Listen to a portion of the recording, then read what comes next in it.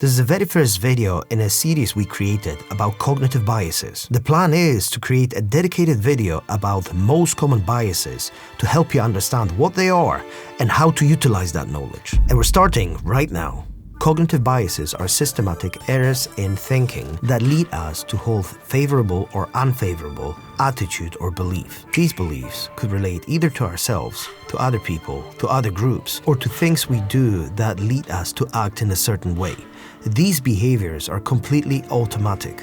Biases develop directly and indirectly over time, starting in childhood. Even though biases can sometimes lead to the positive outcomes, in general they're bad because they're preventing us from seeing objective reality. They cloud our judgment and decision-making, and oftentimes leads us to favor one side over the other. Majority of biases are unconscious. However, there are certain biases that are conscious, and I would like to give you some examples. As you expose yourself more and more to information about healthy eating and about exercise, over time your system of beliefs will change, and as it changes, you will become more biased towards healthy foods and towards exercise. Another example of conscious bias is when somebody does something to us that makes us dislike them.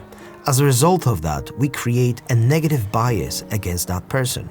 On the other hand, we've got unconscious biases that come from our culture and upbringing. These biases operate from the outside of our conscious awareness. And examples of that could be bias towards or against certain religion or race. These biases are instilled in us from the very young age by our parents, teachers, our peers, the wider community where we grew up in, and the community that we live in currently. So important thing to understand is that even though a majority of biases are unconscious, it doesn't mean that there's nothing we can do about them. We are responsible and accountable for our education and learning. And in the end, it is our job to recognize our biases.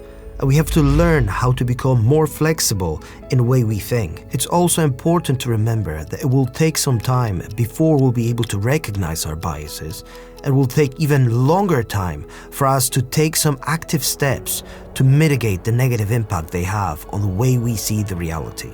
If you found this video useful, I would appreciate if you could hit a like and consider sharing this video with other people who could potentially benefit from it. For more videos like this, consider subscribing to our channel, and if you're interested in a specific biases, you may want to consider that video or that one.